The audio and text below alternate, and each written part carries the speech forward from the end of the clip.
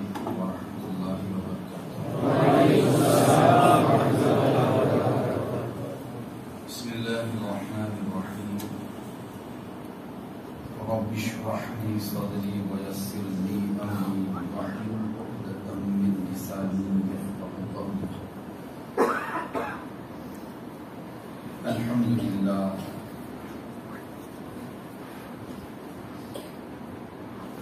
الحمدللہ العلی الکبیر المتعال،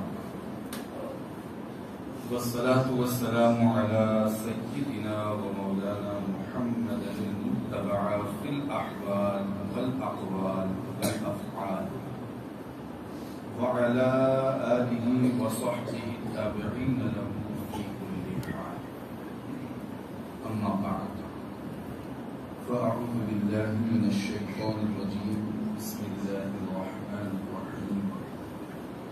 سبحان الذي أسرى بعبده ليلا من المسجد الحرام إلى المسجد الأقصى الذي باركنا حوله لنريه من آياتنا إنه هو السميع البصير۔ صدق الله مولانا العظيم، وبلغنا رسوله النبي الأمين المكين الكريم، ونحن على ذلك لمن الشاهدين والشاكرين، والحمد لله رب العالمين۔ مولاي صل وسلم دائما أبدا على حبيبك خير الخلق كلهم، هو الحبيب الذي ترجى شفاعته لكل هول من الأحوال والأهب۔ يا رب بالمصطفى بلغ مقاصدنا، يا رب بالمصطفى بلغ مقاصدنا، يا رب بالمصطفى بلغ مقاصدنا، واغفر لنا ما مضى يا واسع الكرم، واغفر لنا ما مضى يا واسع الكرم۔ انتہائی عقیدت و محبت کے ساتھ روح کائنات، جان کائنات، سید کائنات، سرور کائنات، باعث تسکین کائنات، باعث تخلیق کائنات، حضور احمد مجتبی محمد مصطفیٰ صلی اللہ علیہ وسلم کی بارگاہ میں جس طریقے سے میں برآں بآواز بلند درود پاک کا نذرانہ عقیدت پیش کریں۔ الصلاۃ والسلام علیک یا رسول اللہ، الصلاۃ والسلام علیک یا حبیب اللہ، وعلی آلک وأصحابک یا شفیعنا یوم الجزاء۔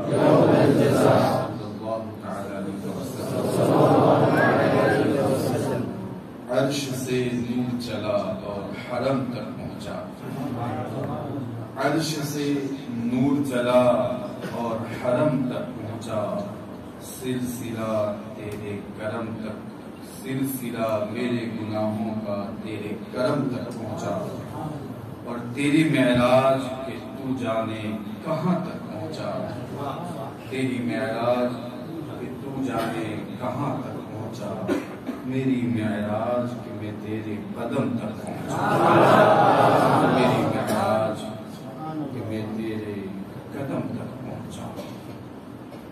محترم سامعین، بڑی سعادت مندی کی بات ہے ہم اہل سنت و جماعت کے لیے کہ آج ہم اور آپ ہمارے سب سے بڑے محسن اعظم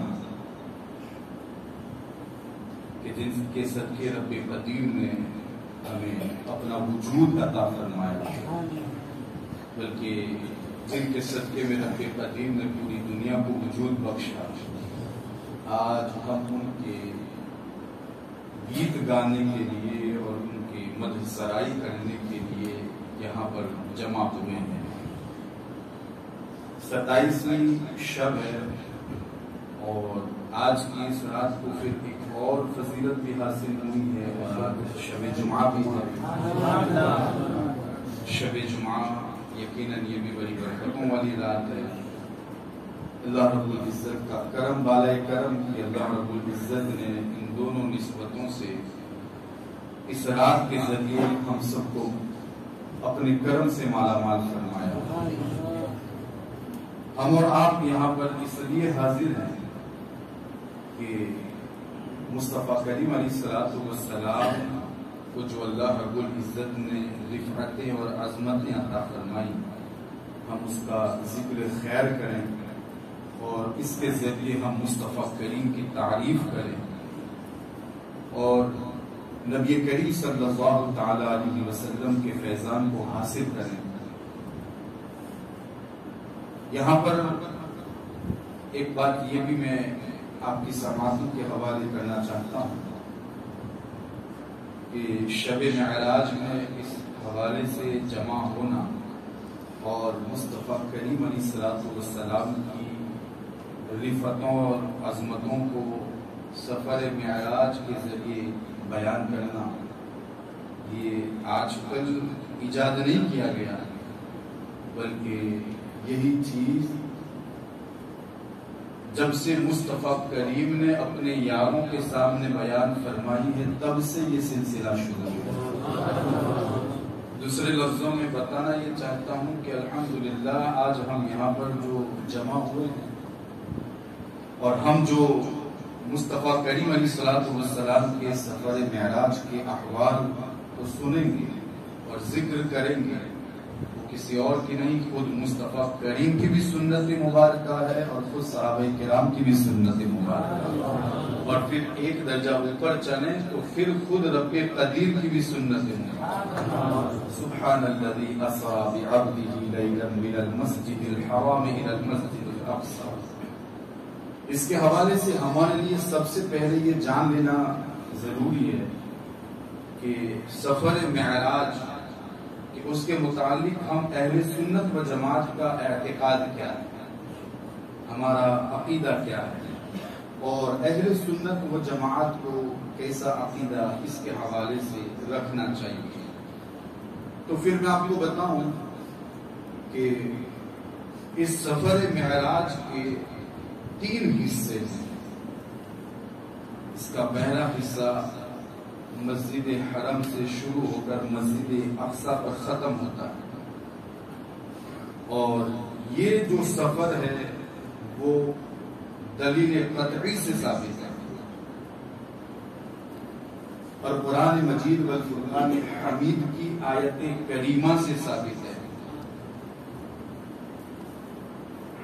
دوسرا حصہ مسجد اقصی سے آسمانی کائنات سے لے کر سدرۃ المنتہا تک کا.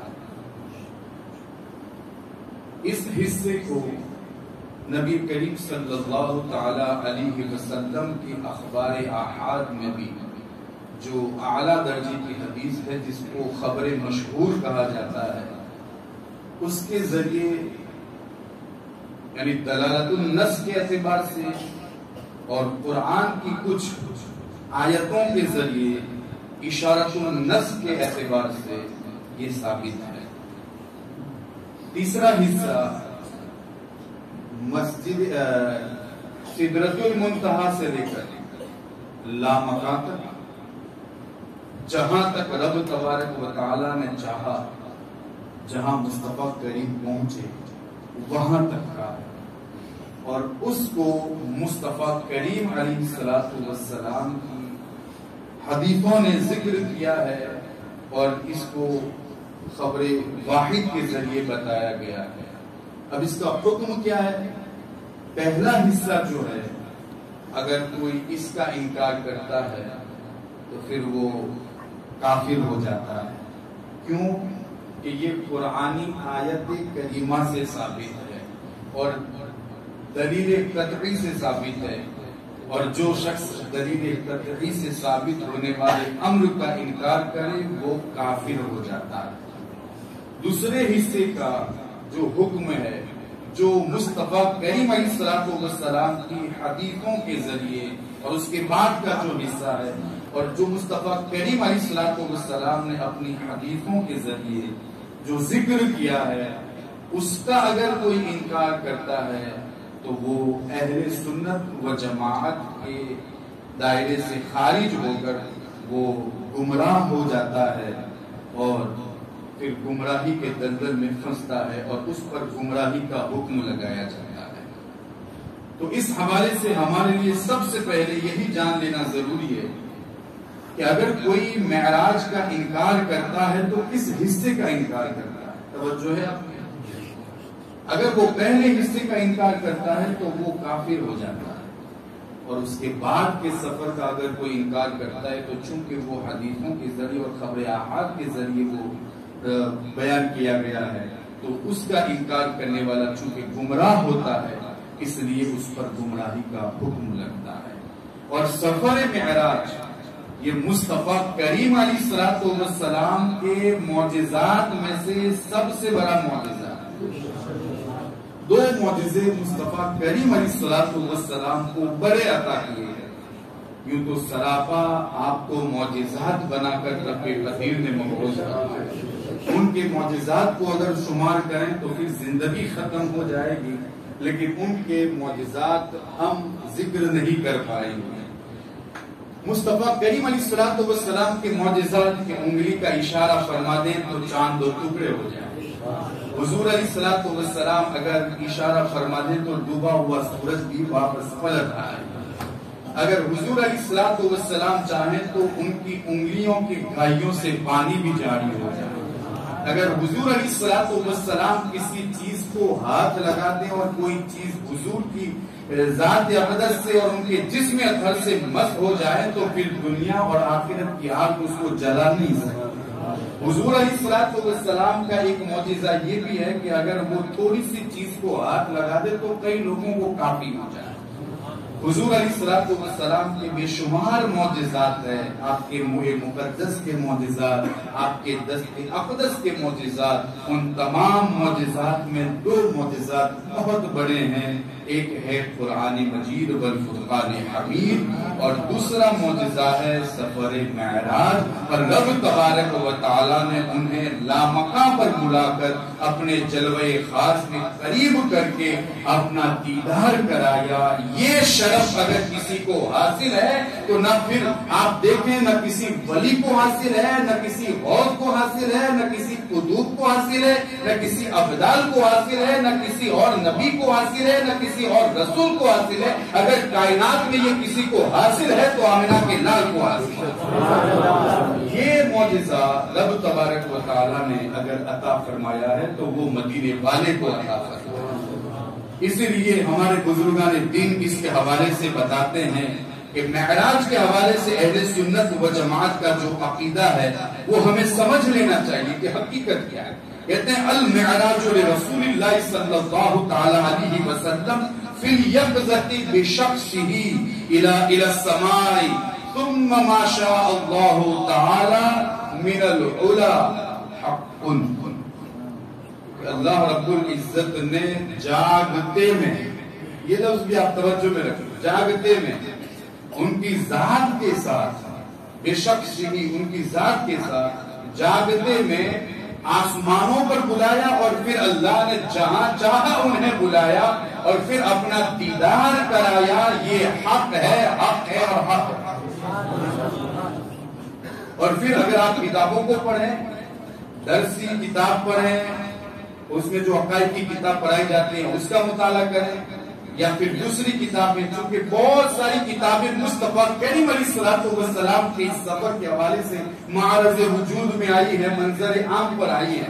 بڑے بڑوں نے اس کے حوالے سے قصیدے بھی لکھے ہیں۔ ابھی آپ نے ایک قصیدہ سنا، قصیدہ معراج، یہ نبی کریم صلی اللہ تعالی علیہ وسلم کے سفر معراج کا مکمل ان کے حوالے سے ایک سفر نامہ سیدی سرکار اعلیٰ حضرت نے ذکر کیا، اور اس وقت جو نعمتیں ان کو ملی، اللہ رب العزت کی طرف سے انہیں جو رفعتیں ملی، اس کا ذکر انہوں نے اس میں کیا ہے، جو 65 سے زائد اشعار پر مشتمل ہے۔ اور پھر میں آپ کو بتاؤں صرف یہی نہیں، آپ چلیں کسوسا شریف کی سرزمین پر سیدنا محدث اعظم ہند رحمت اللہ تعالی علیہ کہ جنہوں نے قصیدہ معراج لکھا تو 527 اشعار پر مشتمل ہے، 527 اشعار پر مشتمل ہے۔ اس انداز میں تو بہت سارے لوگوں نے اس کے حوالے سے لکھا کہ سفر معراج کی حقیقت کیا ہے، اس کے متعلق ہمارا عقیدہ کیا ہونا چاہیے۔ اختصار کے ساتھ میں نے آپ کے سماعتوں کے حوالے کیا کہ نبی کریم صلی اللہ تعالی علیہ وسلم کا جو یہ معجزہ ہے یہ بالکل حق ہے کہ جاگتے کی آنکھوں میں، یاد رکھیں جاگتے میں اللہ رب العزت نے انہیں اپنے یہاں جہاں چاہا بلایا اور اپنا دیدار کرایا، اور مصطفیٰ کریم نے جاگتے میں سر کی آنکھوں سے بعین راسہ، سر کی آنکھوں سے اپنے رب کا، اپنے مسعود حقیقی کا، اپنے معبود حقیقی کا دیدار فرمایا۔ یہ بہت بڑا شرف ہے جو اللہ کے رسول صلی اللہ تعالی علیہ وسلم کو اللہ رب العزت نے عطا فرمایا۔ یارو اب میں آپ سے پوچھنا چاہتا ہوں، رب تبارک و تعالی اپنے حبیب کو اتنا بڑا شرف عطا فرمائے اور اتنے بڑے شرف سے مشرف فرمائے، اتنا بڑا معجزہ عطا فرمائے، تو پھر کیا ہم غلاموں کا یہ حق نہیں بنتا کہ جب وہ تاریخ آ جائے تو ہم مسجد میں جمع ہو جائیں اور پھر مصطفیٰ کریم کی نعتیں سنیں، حضور علیہ السلام کے اوصاف سنیں، حضور علیہ السلام کے حوالے سے جو ان کی رفعتیں اور جو بلندیاں جو اللہ رب العزت نے عطا فرمائی اس کو ملاحظہ کریں؟ یہ ہم غلاموں کا حق ہے، اس لیے کہ یہ سفر معراج تو مصطفیٰ کریم کو حاصل ہوا، لیکن یاد رکھیں اتنے بڑے سفر میں بھی مصطفیٰ کریم نے ہم کو بھولا نہیں، تو پھر کیا ہم غلاموں کا حق نہیں بنتا کہ ہم ان کو یاد کریں؟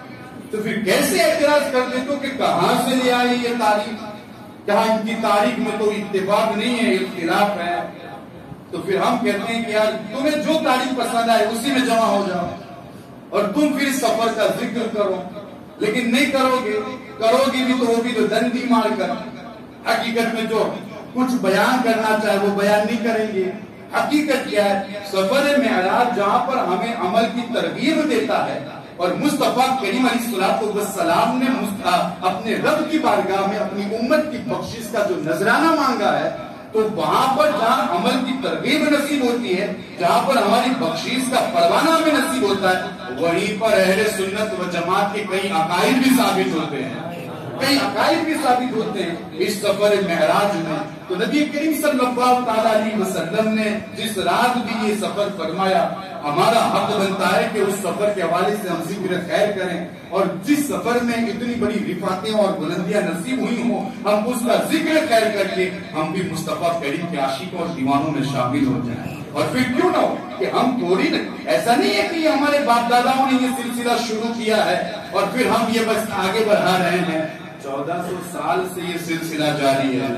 میں آپ کو بتاؤں کہ اس روایات کو مصطفیٰ کریم علیہ السلام نے اپنے اصحاب کو سنائے، تو پھر اس میں کون کون شامل ہوا ذرا اندازہ تو لگائیں۔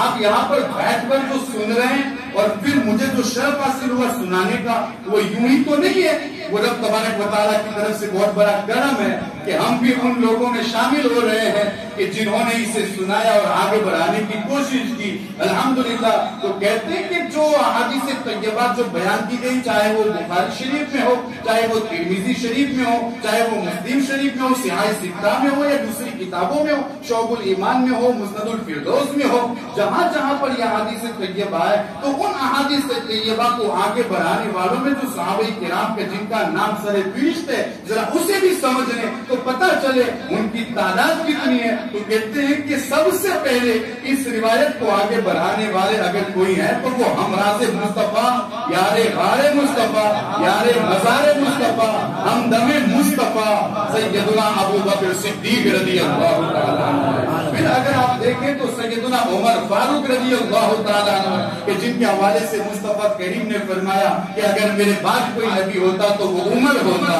اس عمر نے اس روایت کو آگے بڑھایا۔ پھر اگر دیکھیں تو خلیفہ قوم پہ کرے شرم و حیا نبی کریم صلی اللہ تعالیٰ علیہ وسلم کے داماد حضرت ذوالنورین عثمان غنی رضی اللہ تعالیٰ عنہ ہے۔ اور پھر اگر آپ دیکھیں تو تاجدار حل عطا حسن و حسین کے بابا، فاطمۃ الزہرا کے سر کے تاج، مولا کائنات سیدنا علی کرم اللہ تعالیٰ وجہہ الکریم ہے۔ اور پھر آپ دیکھیں تو اس سلسلے کو بڑھانے والے حضرت ابو ہریرہ رضی اللہ تعالیٰ عنہ ہے۔ اگر آپ دیکھیں تو پھر اس کو مالک بن سعصعہ نے بھی اس کو آگے بڑھایا ہے۔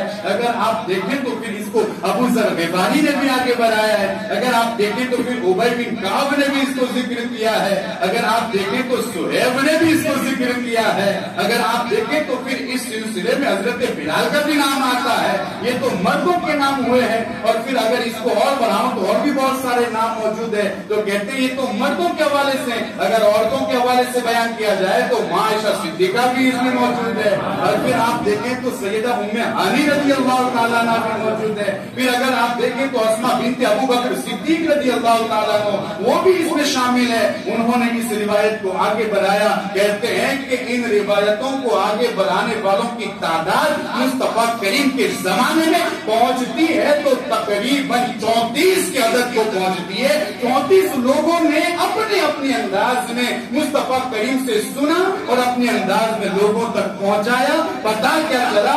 جس رات میں ہم جمع ہو کر مصطفیٰ کریم کے سفر معراج کا ذکر کرتے ہیں ہم یوں ہی نہیں کرتے.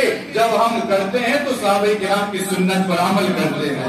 مصطفیٰ کریم علیہ السلام کی سنت پر عمل کرتے ہیں. اب آئے میں اصل موضوع کی طرف آگے بڑھوں. یہ تو ابتدائی باتیں تھیں جو مجھے آپ کو بتانی تھی. تو کہتے ہیں کہ سفر معراج کی جو ابتدا ہوئی وہ مسجد حرم سے ہوئی. لیکن وہ کیا وجہ تھی کہ رب تبارک و تعالیٰ نے آپ کو یہ معجزہ بھی عطا فرمایا؟ تو پھر میں آپ کو بتاؤں اس کی بہت ساری وجوہات ہمارے فقہائے کرام نے اور ہمارے محدثین کرام نے اپنی کتابوں میں لکھی ہے. ہر ایک کو تو ذکر نہیں کیا جا سکتا لیکن اتنا ضرور ہے کہ آؤ دیکھو.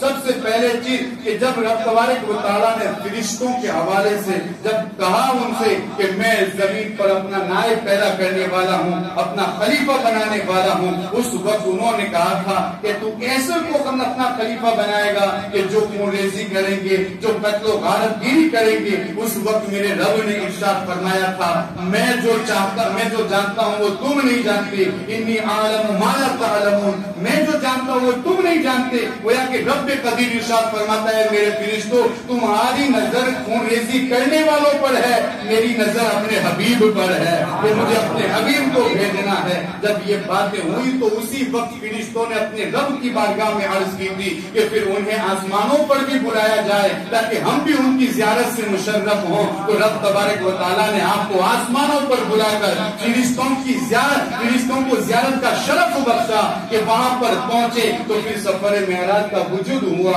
اور پھر یہ بھی بتایا گیا کہ نبوت کا 12واں سال تھا.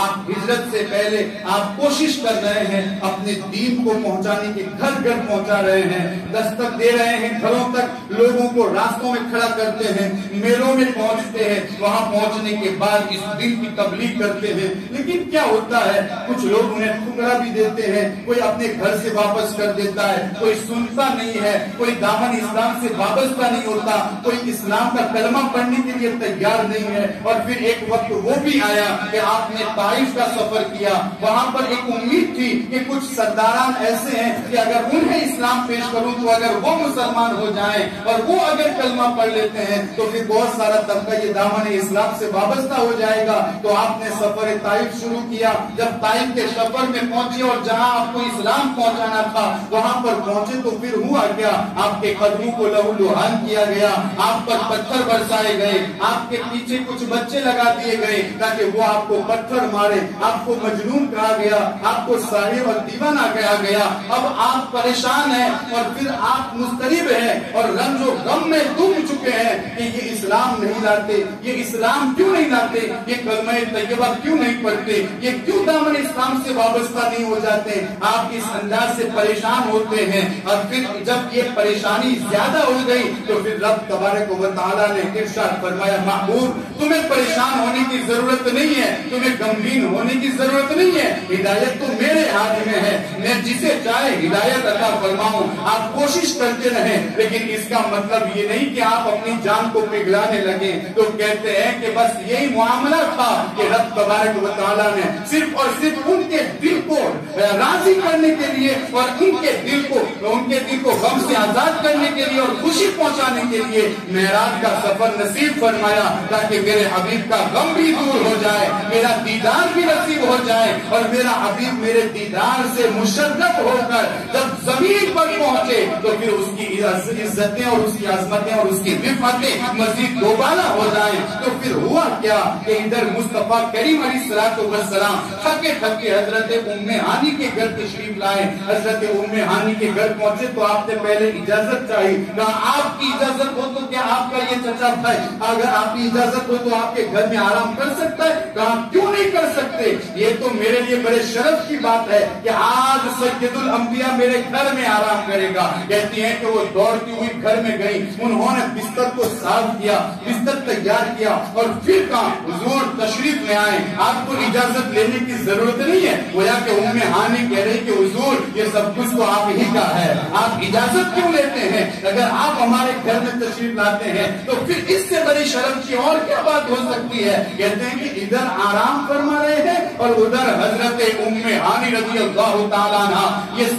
تلوار سونپ کر مصطفیٰ کریم کے ارد گرد پہرا دے رہی ہے تاکہ کوئی انہیں تکلیف نہ پہنچائے, کوئی انہیں نقصان نہ پہنچائے. ادھر رب تبارک و تعالیٰ نے حضرت جبریل سے کہا جبریل کیا ہو رہا ہے؟ کہا سارے استراحت میں محو ہے, محو خواب ہے, سب سو رہے ہیں, صرف ایک بندی ہے جو تیرے حبیب کی عزت پر پہرا دے رہی ہے اور پھر وہ اس لیے پہرا دے رہی ہے کہ تیرے حبیب کو نقصان نہ پہنچے. تو کہا اسے بھی سلا کیا جائے. تو کہتے ہیں نسیم سحر چلی. ادھر حضرت ام ہانی جو چکر کاٹ رہی تھی تھوڑی دیر سستانے کے لیے دیوار سے لگی. دیوار سے کیا لگی؟ آنکھ لگ گئی, اور آنکھ لگانا بھی تھا تاکہ کوئی نہ دیکھے جب محبوب عرش پر پہنچے. تو کہتے ہیں حضرت جبریل کو امت جبریل اب کیا ہے؟ کہا اب سب محو حیرت ہے, محو استراحت ہے, محو خواب ہے. تو کہا اب جاؤ میرے حبیب سے کہو ان ربک یشتاق الیک, اے حبیب چلو تمہارا رب تمہارے دیدار کا مشتاق ہے, تمہارا رب تمہارا مشتاق ہے. تو کہتے ہیں حضرت جبریل کے آنے کا انداز کیا تھا؟ کہتے ہیں کہ چھت پار کر آپ آئے. یار کسی کے گھر میں پہنچے تو دروازے سے جایا جاتا ہے, تو پھر یہ چھت سے کیوں آئے؟ تو پھر کہتے ہیں لکھنے والوں نے لکھا کہ چھت سے آنے کی وجہ یہ تھی کہ جب چھت کھلی دیکھے تو مصطفیٰ کریم کو بھی پتا چل جائے کہ جو حجابات لگے تھے وہ سارے ختم ہو گئے اور چھت کا جو ظاہری حجاب تھا آج وہ بھی ختم ہو گیا ہے. گویا کہ آج کی رات ایک بڑی ذات کا دیدار ہونے والا ہے اور میرے محبوب کو شک ہی نہ رہے. کہتے ہیں کہ حضرت جبریل جب اندر پہنچے اب ان میں اتنی طاقت نہیں ہے کہ وہ مصطفیٰ کریم کو بیدار کر سکے. اور اس سے پہلے ایک بات بتاؤں, یہ بھی ایک عادت کے خلاف, یہ بھی ایک عادت کے خلاف, معمول کے خلاف. کہتے ہیں کہ حضور علیہ السلام تو راتوں کو بیدار رہتے تھے اور اپنی امت کے لیے دعائیں مانگا کرتے تھے, دیر دیر رات تک دعائیں مانگتے تھے. عائشہ کہتی ہے کہ رات کو جب وہ سجدے میں ہوتے تو ان کے یہاں ذکر کرنے کی وجہ سے ان کے دل سے جو آواز اٹھتی تھی وہ آواز ایسی تھی کہ اگر کسی دیگچی میں پانی گرم کرنے کے لیے رکھا گیا ہو اور اس سے بھاپ اٹھنے کی جو آواز آتی تھی وہی آواز مصطفیٰ کریم کے سینے سے آیا کرتی تھی. حتیٰ تورمت قدمہ, جب عبادت کے لیے کھڑے ہوتے تھے تو آپ کے قدم میں ناز میں فرم آ جایا کرتا تھا. روزانہ راتوں رات جاگتے تھے, رب حبلی کی امتی کی صدائیں بلند کرتے تھے اور اپنے رب سے اپنی امت مانگتے تھے. لیکن آج کیا ہو گیا ہے کہ آج آپ آرام میں مست ہے اور پھر کیسے کہ سوئے تو پھر اس انداز سے سوئے. اللہ اکبر. حضرت جبریل چھت پار کر آئے تو کہتے ہیں کہ حضرت جبریل جب وہاں پر پہنچے تو اب سوال یہ پیدا ہوا کہ مصطفیٰ کریم کو جگاؤں تو کیسے جگاؤں, جگاؤں تو کیسے جگاؤں؟ اگر ہاتھ مارتا ہوں پھر بھی ادبی نظر آتی ہے. تو اس وقت کہتے ہیں کہ رب تبارک و تعالیٰ کی طرف سے آواز آئی اور پھر مجھے بھی پتا چلا کہ رب تبارک و تعالیٰ نے میرے رخساروں کو جنتی کافور سے کیوں پیدا فرمایا. کہتے ہیں کہ میں ابھی یہی سوچ رہا تھا کیسے بیدار کروں. میرے رب نے آواز دی کہ جبریل اپنے رخساروں کو مصطفیٰ کریم کے تلووں پر رکھو, جب ٹھنڈک محسوس کریں گے تو میرا محبوب بیدار ہو جائے گا. حضرت جبریل کہتے ہیں اس وقت مجھے پتا چلا میرے رب نے میرے رخساروں کو جنتی کافور سے کیسے کس لیے پیدا فرمایا. کہتے ہیں میں نے اپنے رخسار رکھے اور ادھر مصطفیٰ کریم بیدار ہو جائے.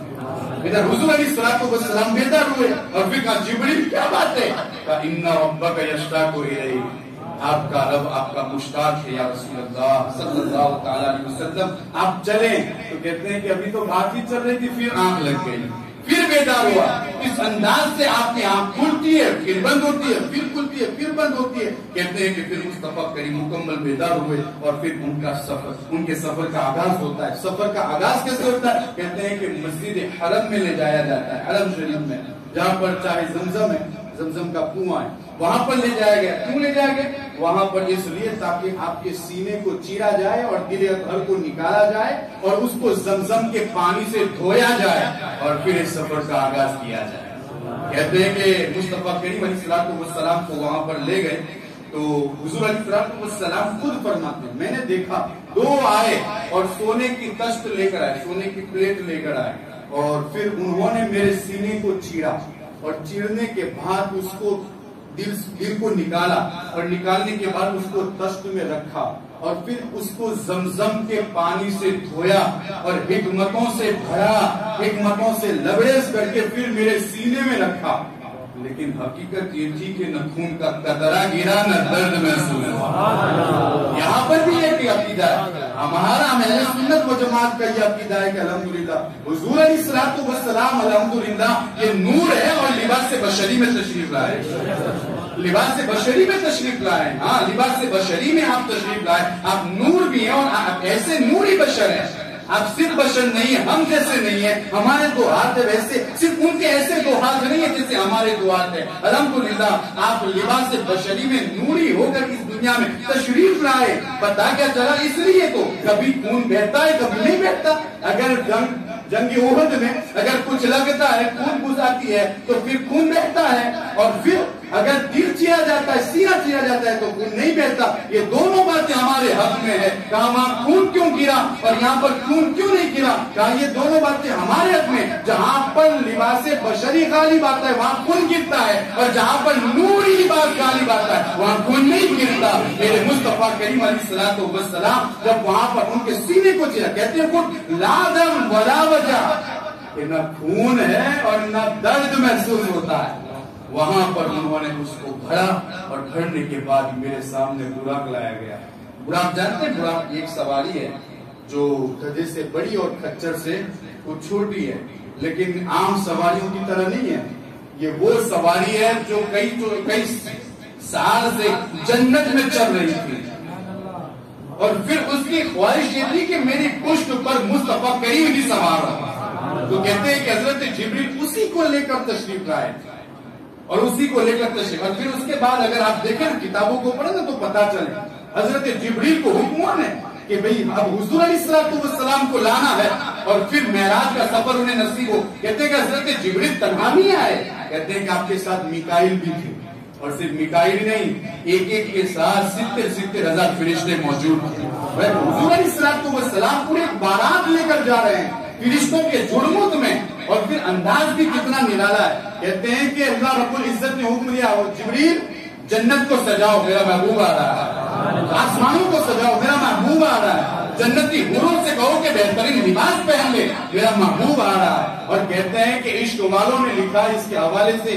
کہ حضرت جبریل علیہ السلام جب اس سفر پر روانہ ہونے کے لیے جو پوری بارات لے کر آئے تھے، اس وقت چونکہ 27ویں شب تھی یا پھر کوئی اور بھی شب رہی ہوں، لیکن وہ تاریخ کی شب تھی، اندھیرا تھا، تو کہتے ہیں کہ اس وقت حضرت جبریل نے چراغ لے کر جانا چاہا، تو پھر میرے رب نے ارشاد فرمایا جبریل کیا کرتے ہو تم وہاں آفتاب کے سامنے چراغ لے کر جاتے ہو؟ آفتاب کے سامنے چراغ لے کر جاتے ہو؟ کہ چراغ کی وہاں حیثیت کیا ہے؟ میں نے اپنے حبیب کے چہرے پر غیرت کے 70,000 پردے رکھے، ایک پردہ اٹھا دینا پوری دنیا روشن اور منور ہو جائے گی۔ کہتے ہیں کہ حضرت جبریل آئے اور پھر اس انداز سے ان کا سفر شروع ہوا۔ کہتے ہیں کہ نبی کریم صلی اللہ تعالیٰ علیہ وسلم کے لیے براق لایا گیا۔ نبی کریم صلی اللہ تعالیٰ علیہ وسلم کے حوالے سے ایک روایت یہاں پر یہ بھی آتی ہے، جب آپ براق پر سوار ہونے جا رہے تھے تو سب سے پہلے براق نے سرخی دکھائی، دوسرے لفظوں میں کہوں براق مچلنے لگا۔ اب اس کا مچلنا اس لیے کہ حضور سوار نہ ہو، اس کا مچلنا اس لیے تھا کہ کس قدر شان والی پشت تو نے پائی ہے، جب اس پشت پر کوئی اور نہیں سید الانبیاء سوار ہونے والے۔ کہتے ہیں کہ اس کی سرخی دیکھ کر حضرت جبریل نے کہا براق کیا کرتا ہے، تجھے پتا نہیں ہے تیری پشت پر جتنے بھی سوار ہوئے اس سب سے معظم اور مکرم اگر کوئی ہستی ہے تو وہ آمینہ کا لال ہے۔ کہتے ہیں کہ براق خاموش ہو گیا، اور یہ صرف براق کے حوالے سے ہی نہیں، میرے مصطفیٰ کریم علیہ السلام کے قدم ناز کی برکتیں ہی ایسی ہیں، چاہتے ہیں کہ جہاں کہیں پر بھی آ جائیں الحمدللہ جہاں کہیں پر بھی آ جائے. اور یہ تو ایک جانور ہے. حضور علیہ السلام کے قدم ناز پہاڑ پر پہنچے تو پہاڑ بھی مچلنے لگا. اسی وقت میرے مصطفیٰ کریم نے ارشاد فرمایا اثبت یا احد, تجھے پتا نہیں احد, تو ٹھہر جا علیہ کا نبی و صدیق و شہیدان, کہ تجھے پتا نہیں کہ تجھ پر ایک نبی کھڑا ہے, صدیق کھڑا ہے, 2 شہید کھڑے ہیں. یہ حضور علیہ السلام کی قدم ناز کی برکت تھی. کہتے ہیں کہ اب قرآن خاموش ہو گیا تو پھر اب حضور علیہ السلام کی آنکھوں سے آنسو جانے. تو حضرت جبریل نے پوچھا حضور کیا وجہ ہے کہ آپ سوار نہیں مانتے, آنکھوں سے آنسو جاری ہے. رب تبارک و تعالیٰ ندا دیتا ہے جبریل پوچھو میرے حبیب سے کیا وجہ ہے کہ آپ کی آنکھوں سے آنسو جاری ہے. اس وقت میرے مصطفیٰ کریم نے کسی اور کو نہیں, اپنے گھر والوں کو بھی نہیں خاص کر کے, بلکہ اپنی پوری امت کو یاد کرنا. کہتے ہیں کہ جبریل آج تو میرے لیے اتنی شاندار سواری رب تبارک و تعالیٰ نے بھیج دی, پر میدان محشر میں جب میری امت کو لایا جائے گا اس وقت ان کے لیے کیا انتظام کیا جائے گا. دیکھیں یہ حضور علیہ السلام کا ایک درد ہے اپنی امت کے. یہ امت ہے کہ ان کے لیے نمازیں چھوڑ دی رہی ہے, یہ امت ہے کہ ان کو گناہوں سے روکا جا رہا ہے پھر بھی باز نہیں آتی. یہ امت ہے کہ حضور کی خلاف ورزی کرنے سے باز نہیں آتی, حضور کا دل دکھانے اور ان کو ناراض کرنے سے باز نہیں آتی, نبی کریم صلی اللہ تعالیٰ علیہ وسلم کے دل کو ٹھیس اور تکلیف پہنچانے سے باز نہیں آتی. لیکن میرے مصطفیٰ کریم نے ہمیشہ اپنی امت کو یاد رکھا. رب تبارک و تعالیٰ نے جب یہ سنا تو پھر اللہ رب العزت نے آپ کو یہ خوشخبری سنائی, محبوب سوار ہو جائیں. جبریل کہے حبیب سے سوار ہو جائیں, کل میدان محشر میں آپ کی گنہگار امت کے لیے بھی سواری بھیج دی جائے. یہ حضور علیہ السلام کی طرف سے ملنے والا ایک عظیم تحفہ ہے. لوگ کہتے ہیں یہ حدیث ضعیف ہے. ضعیف ہے, ہمیں تو امید ہے. ضعیف ہے, ہمیں امید ہے. رب تبارک و تعالیٰ اپنے حبیب کے صدقے میں ہمیں ضرور عطا فرمائے. جنہیں یہ حدیث ضعیف لگے تو ٹھیک ہے, ضعیف ہے, نہ مانے تو نہ مانے. الحمدللہ ہمارا یقین ہے رب قدیر مصطفیٰ کے صدقے میں ہمیں بھی ایسی سواری نصیب. کہتے ہیں کہ حضور علیہ السلام سوار ہوئے تو اب آپ کی سواری چلی. حضرت جبریل نے رکاب تھامی.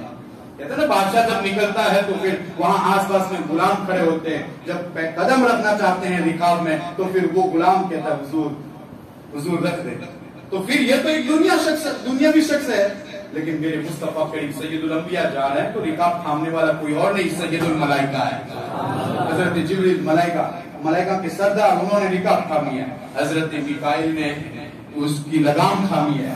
اب یہ سفر پر روانہ ہو رہے ہیں اور یہ سفر روا ہے. کہتے ہیں کہ بارات میں ان کی جرمت میں سید الانبیاء تشریف لے جا رہے ہیں. اب اس کے بعد جو واقعات رونما ہوئے ہیں, اگر ہر ایک پر گفتگو کرو تو پھر گفتگو بڑی لمبی ہو جائے گی. اختصار کے ساتھ پھر انشاءاللہ کل جمعہ بھی ہے, جمعہ میں بھی اس کے حوالے سے گفتگو ہونے والی ہے. تو جہاں تک ہو سکتا ہے میں آپ کے سامنے پیش کرنے کی کوشش کرتا ہوں. کہتے ہیں حضور علیہ السلام جب وہاں سے روانہ ہوئے تو پھر آپ نے دیکھا کہ ایک بوڑھی عورت ہے جو حضور علیہ السلام کو اپنی طرف بلا رہی ہے. حضور علیہ السلام کو اپنی طرف بلا رہی ہے. حضور علیہ السلام نے حضرت جبریل سے پوچھا جبریل یہ کون ہے؟ کہا چلتے رہے. کہتے ہیں کہ ایک شیطان کو دیکھا جو اپنے ہاتھ میں آگ کا گولا لیے ہوئے. حضور علیہ السلام ادھر دیکھتے ہیں, ادھر توجہ کرتے ہیں تو دوڑتا ہوا آتا ہے, اس کی طرف توجہ کرتے ہیں تو پھر دور بھاگ جاتا ہے. حضرت جبریل سے پوچھا جبریل یہ کون ہے؟ حضور چلتے رہے. جب پھر آگے روانہ ہوئے تو پھر حضرت جبریل نے کہا وہ بوڑھی عورت جو تھی نا وہ دنیا تھی. اچھا ہوا آپ نے اس کی طرف توجہ نہیں دی. اور پھر وہ جو گولا لے کر بھاگ رہا تھا وہ شیطان تھا. وہ آپ کی امت کو پریشان کرنا چاہتا تھا اور اس کو فساد میں مبتلا کر دینا چاہتا تھا. اچھا ہوا آپ نے اس کی طرف توجہ نہ دی. کہتے ہیں کہ اس کے بعد یہ جب سفر پر روانہ ہوئے تو حضرت جبریل نے عرض کی یا رسول اللہ صلی اللہ تعالی علیہ وسلم یہاں پر نزول اذلال فرمائے, یہاں پر اتریے اور 2 رکعت نماز ادا کیجیے. کہتے ہیں کہ حضور علیہ السلام نے ذات نفل ایک جگہ ہے. اب وہ جگہ کون سی ہے ہر شخص جانتا ہے, ہر شخص اس کی محبت کو اپنے سینے میں لیے بیٹھا ہے. کہتے ہیں کہ حضور علیہ السلام نے 2 رکعت نماز پڑھی اور جب کھڑے ہوئے 2 رکعت نماز پڑھ کے تو پھر پوچھا جبریل یہ کون سی جگہ ہے؟ یا رسول اللہ صلی اللہ تعالی علیہ وسلم یہ آپ کی ہجرت گاہ ہے, آپ اس کی طرف ہجرت کریں گے. کون سا وہ شہر ہے؟ مدینہ. اس لیے اتار ہمیں جان و دل سے ہے پیارا کہ رہتے ہیں میرے آقا میرے یاور مدینے میں. کہتے ہیں کہ حضور علیہ السلام وہاں پر اترے اور پھر وہاں پر اترے تو پھر وہاں پر 2 رکعت نماز ادا کی. اب اس کی وجہ کیا ہے وہ کہیں پر زیادہ نظر نہیں آتی، اس لیے اس کو بیان نہیں کیا جاتا، لیکن اتنا ضرور ہے حضور علیہ السلام نے وہاں پر 2 رکعت نماز ادا کی. تو چونکہ اس وقت وہ یثرب تھا، بیماریوں کا گھر تھا، رب قدیر نے ارشاد فرمایا یہاں پر 2 رکعت نماز ادا کرائی جائے تاکہ مصطفیٰ کریم سجدے میں سر رکھے، ادھر سجدے میں سر رکھے، مٹی پیشانی سے بوسا لے تو پھر ادھر ساری بیماریاں دور کر دی جائے. تو کہتے ہیں وہاں پر ان کو نماز ادا کرائی گئی. پھر وہاں سے روانہ ہوئے، آگے بڑھے تو کہتے ہیں کہ مقام مدین میں طور سینا ہے، وہاں پر آپ کو نماز پڑھنے کا حکم دیا. اور پھر اس کے بعد آگے بڑھے تو ایک جگہ آئی، وہاں پر آپ کو اتارا گیا اور وہاں پر آپ نے 2 رکعت نماز ادا کی. تو آپ نے پوچھا جبریل یہ کون سی جگہ ہے؟ کہا حضور یہ بیت اللحم ہے، یہاں پر حضرت عیسیٰ کی پیدائش ہوئی تھی. یہ میں نے پچھلی بار بھی بیان کیا تھا اور بتایا تھا کہ حضرت عیسیٰ کی پیدائش پر نماز ادا کی، اور وہ بھی کس نے؟ سید الانبیاء نے. حضرت عیسیٰ جہاں پیدا ہو جائے وہاں پر سید الانبیاء نماز ادا کریں، اور اگر ان کا امتی وہاں پہنچ جائیں جہاں حضور پیدا ہوئے تو کہا جائے کہ یہاں نماز ادا کرنے کے لیے کوئی جگہ نہیں ہے. کتنے افسوس کی بات ہے. سعودی حکومت کیا کرنا چاہتی ہے؟ کیوں ہمیں مصطفیٰ کریم کے تبرکات سے دور کرنا چاہتی ہے؟ ہمارے ایمان کو کھوکھلا اور اسے کمزور کرنے کی کوشش کر رہی ہے.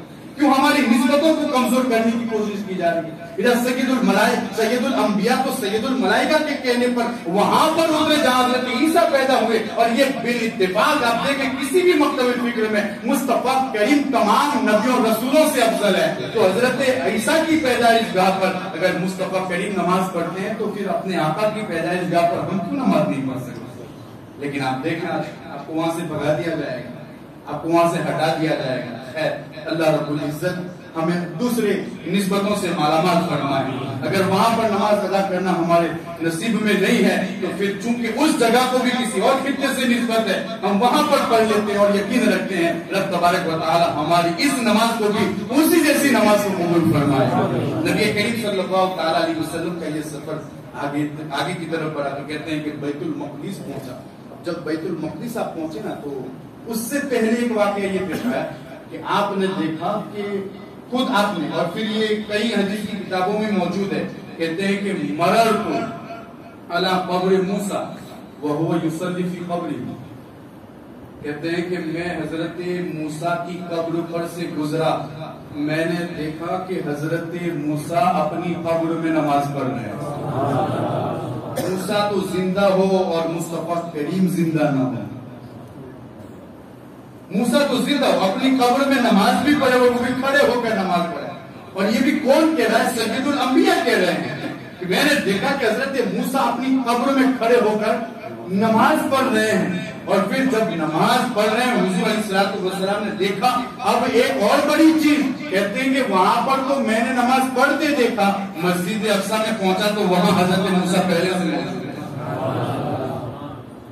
وہاں پر میں نے نماز پڑھتے ہوئے دیکھا اور وہاں پر دیکھا تو حضرت موسیٰ وہاں پر موجود تھے. کیوں کہ خود مصطفیٰ کریم فرماتے ہیں کہ میں جب مسجد اقصیٰ میں داخل ہوا تو وہاں پر میرے لیے انبیاء کو جمع کیا گیا. کہتے ہیں کہ وہاں پر حضرت موسیٰ کو دیکھا نماز پڑھ رہے تھے، ابراہیم کو دیکھا نماز پڑھ رہے تھے، عیسیٰ کو دیکھا نماز پڑھ رہے تھے.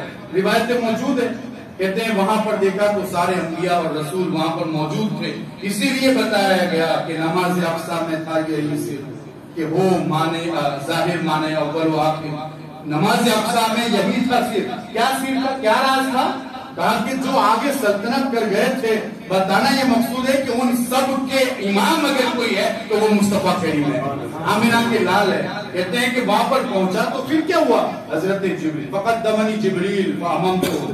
کہتے ہیں کہ جبریل نے میرا ہاتھ تھاما، یعنی مجھ کو آگے کیا اور میں نے وہاں پر امامت کی.